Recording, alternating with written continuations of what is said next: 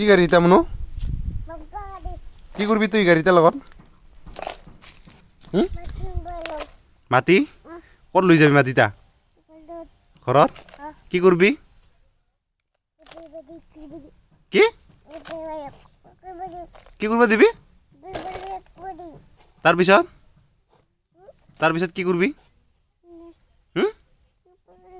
কাই আনিছে গাড়ীটা ক'ৰ পৰা আনছে